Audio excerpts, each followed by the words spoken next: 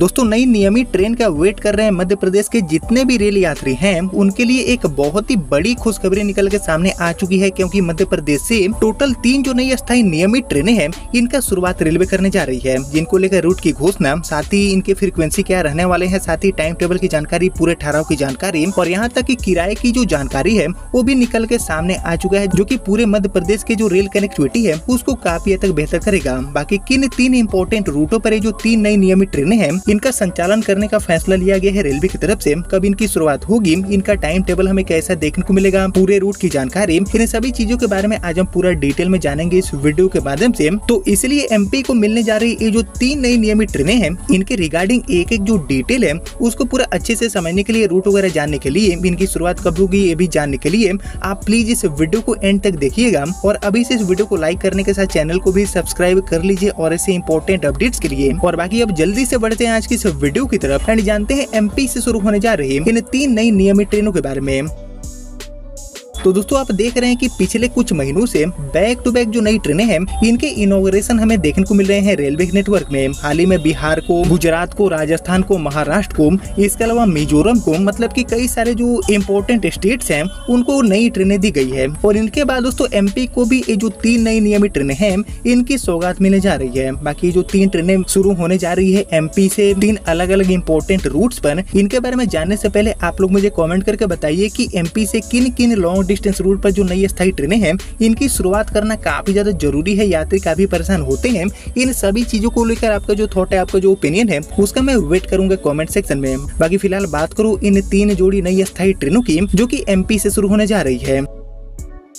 तो actually MP से शुरू होने जा रही हमारी जो सबसे पहली नई नियमित ट्रेन है इसका रूट रहने वाला है एमपी की राजधानी भोपाल से झारखंड के धनबाद तक के लिए, यानी कि भोपाल से धनबाद के बीच में गाड़ी चलेगी और इसको रेलवे बोर्ड ने मंजूरी भी दे दिया है, जो कि 22 कोच की एक नई अस्थायी गाड़ी होगी। बाकी इसके लिए फ्रीक्वेंसी की बात करी जाए तो भोपाल से धनबाद के बीच में लाई जा रही ये जो नई एक्सप्रेस टाइप की ट्रेन है इस सप्ताह में 3 दिन चलने वाली है, यानी कि एज ए ट्राई वीकली के तौर पर इसका संचालन आपको भोपाल से धनबाद के लिए देखने को मिलेगा। वहीं बात करें भोपाल से चलने के दिन की तो ये गाड़ी भोपाल से सप्ताह में सोमवार, गुरुवार एंड शुक्रवार को चलेगी। वहीं धनबाद से ये गाड़ी सप्ताह में बुधवार, शनिवार एंड रविवार को चलने वाली है। बाकी पूरे रूट के बारे में जानने से पहले बात करें टाइम टेबल की तो ये गाड़ी धनबाद से सुबह में 7:20 पर सप्ताह में हर बुधवार, शनिवार एंड रविवार को रवाना होगी, जो कि अगले दिन सुबह में 7 बजे आपको भोपाल पहुंचा देगी। वहीं भोपाल से ये गाड़ी रात में 8:55 पर सप्ताह में हर सोमवार, गुरुवार एंड शुक्रवार को छूटेगी, जो कि अगले दिन रात में 8:30 पर आपको धनबाद जंक्शन पहुंचा देगी। बाकी अभी तक जो भी ट्रेनें चलती हैं, हालांकि बहुत ही लिमिटेड गाड़ियां चल रही है भोपाल से धनबाद को कनेक्ट करने वाली, लेकिन जो भी ट्रेनें चलती है वो मोस्टली ट्रेनें शाम में या फिर रात में भोपाल पहुंचती है। और इस वजह से शहर से बाहर जाने वाले जितने भी प्रवासी लोग हैं उनको सुबह तक वेट करना पड़ता है भोपाल जंक्शन रेलवे स्टेशन पर ही। और धनबाद से चलने वाली ये जो ट्रेन है वो सुबह खुलेगी एंड अगली सुबह ही भोपाल पहुँचेगी, जिससे की काफी बड़ी राहत में मिलने वाली है। बाकी इसके लिए पूरे रूट की बात करी जाए तो एक्चुअली भोपाल से धनबाद के लिए लाई जा रही ये जो नई त्रय साप्ताहिक एक्सप्रेस टाइप की ट्रेन है ये हावड़ा से भोपाल के बीच में चलने वाली जो साप्ताहिक ट्रेन है इसके ही रूट पर चलने वाली है। यानी कि ये गाड़ी भोपाल से धनबाद जाने के लिए विदिशा, गंज बसौदा, बीना, खन्ना बंजारी, कटनी मुरवाड़ा,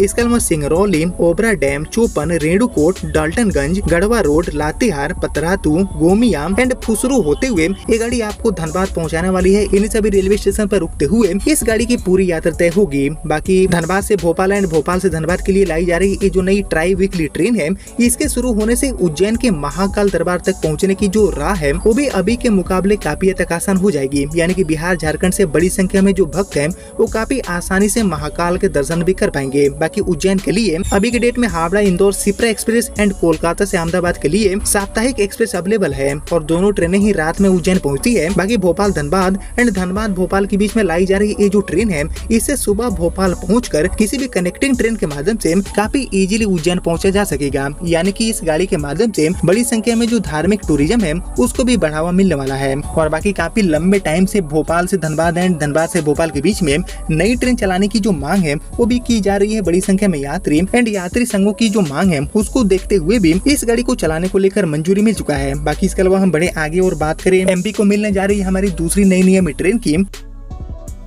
तो एक्चुअली भोपाल से धनबाद के बीच में शुरू होने जा रही 22 कोच की जो नई ट्राई वीकली ट्रेन है, इसके अलावा एमपी को मिली हमारी जो दूसरी ट्रेन है वो होने वाली है एक नई अमृत भारत। जी हाँ, एक अमृत भारत के रूप में हमारी इस गाड़ी का संचालन रेलवे करने वाली है भोपाल से पटना के लिए। हालांकि इस रूट पर वंदे स्लीपर गाड़ी को भी चलाने का पूरा प्लान तैयार है, लेकिन वंदे स्लीपर गाड़ी के शुरू होने से पहले आपको इस रूट पर वंदे भारत की लोअर वर्जन यानी कि हमारी जो नॉन एसी अमृत भारत गाड़ी है इसकी शुरुआत देखने को मिलेगी, जिसको लेकर किराए की जानकारी भी निकल के सामने आ चुकी है। बाकी इसको लेकर मिली जानकारी के अकॉर्डिंग एक्चुअली मध्य प्रदेश की राजधानी भोपाल से बिहार की राजधानी पटना में पड़ने वाला जो पाटलिपुत्र रेलवे स्टेशन है वहां तक के लिए ये नई ट्रेन सेवा संचालित की जाएगी। बाकी भोपाल से पटना के बीच की दूरी है लगभग 1000 किलोमीटर। बाकी भोपाल रेल मंडल के सीनियर डीसीएम श्री सौरभ कटारिया जी का कहना है कि अक्टूबर के मिड या फिर अक्टूबर के लास्ट तक अमृत भारत ट्रेन का जो नया रेक है वो भी भोपाल को मिल जाएगा और ऐसे में बहुत ही जल्दी इसका संचालन भी शुरू होने वाला है भोपाल से पाटलिपुत्र रेलवे स्टेशन के लिए। बाकी नॉन एसी स्लीपर श्रेणी की ये जो आधुनिक ट्रेन है जिसमें जनरल कोचेस भी आपको देखने को मिलेंगे,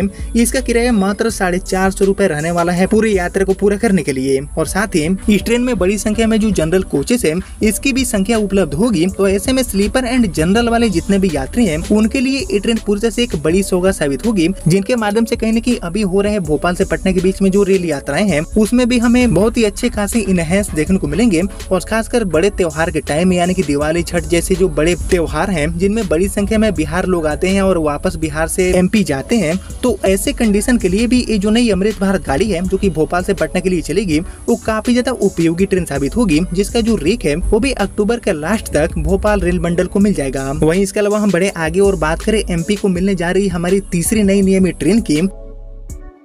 तो एक्चुअली भोपाल से धनबाद जाने वाली 22 कोच की नई ट्रेन और इसके अलावा भोपाल से पटना जाने वाली अमृत भारत गाड़ी के अलावा एमपी को मिलने जा रही हमारी जो तीसरी नई अस्थायी ट्रेन है वो होने वाली है एक सीसी वंदे भारत। जी हाँ, अमृत भारत के अलावा एक सीसी वंदे भारत भी एमपी वासियों को मिल चुकी है, इसकी शुरुआत होने जा रही है। बाकी इसके लिए पूरे रूट की बात करी जाए तो एमपी को मिली ये जो हमारी सीसी वंदे भारत गाड़ी है इसका संचालन रेलवे करने जा रही है भोपाल से लखनऊ वाले रूट पर, यानी कि दो जो राजधानी है उनको जोड़ने का गाड़ी काम करेगी। ऐसे बात करूं इसको लेकर मिली जानकारी की तो मध्य प्रदेश एंड उत्तर प्रदेश की राजधानी के बीच अब यहाँ पर जल्दी ही यानी कि बहुत ही जल्दी जो हमारी नई सेमी हाई स्पीड गाड़ी है वंदे भारत इसका शुरुआत होने जा रहा है और इसकी जो अनुमति है वो भी रेलवे बोर्ड ने ऑलरेडी दे दिया है। गाड़ी चलाने को लेकर हरी झंडी मिल चुका है और अब इसी महीने गाड़ी के जो बेसिक ट्रायल रन है ये भी यहाँ पर आपको देखने को मिल सकते हैं। और इसके बाद इस गाड़ी का जो पूरा डिटेल टाइम टेबल है ट्रेन नंबर के साथ, इसको लेकर भी रेलवे मंत्रालय, भारत सरकार एंड रेलवे बोर्ड अधिसूचना जारी करेगी। और जैसे कि आप जानते हैं कि अभी तक भोपाल से लखनऊ के बीच में इनडायरेक्टली रूप से करीब 15 जो ट्रेनें हैं इनका संचालन रेलवे कर रही है, लेकिन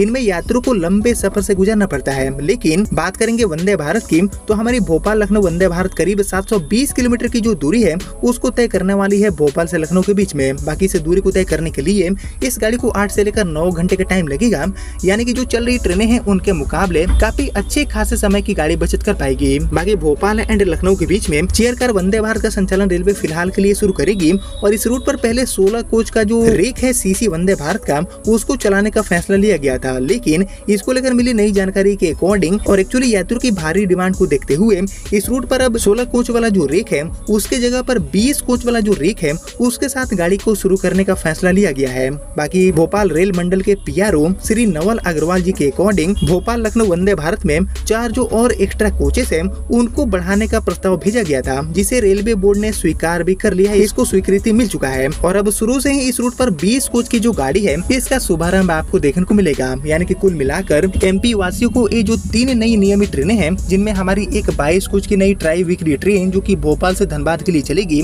इसके अलावा भोपाल पटना अमृत भारत एंड भोपाल से लखनऊ वाली हमारी ये जो सीसी ट्रेन है वंदे भारत, इनका सौगात ऑलरेडी मिल चुका है, जिनकी शुरुआत भी आपको अब बहुत ही जल्दी देखने को मिल जाएगी। बाकी बारी बारी से ये जो सभी 3 ट्रेनें हैं इनकी शुरुआत आपको देखने को मिलेगी, जिनके माध्यम से सिर्फ एमपी ही नहीं एमपी के अलावा यूपी, बिहार एंड झारखंड जैसे जो राज्य हैं उनमें भी बड़ी संख्या में यात्रियों को सीधा फायदा पहुंचने वाला है। जिनके रिगार्डिंग अभी तक जो भी जानकारी मिली थी वो मैंने आपके साथ शेयर कर दिया, जिसको अभी इतना ही रखते हैं। मिलते हैं आपसे अगले वीडियो में, तब तक के लिए जय हिंद जय भारत।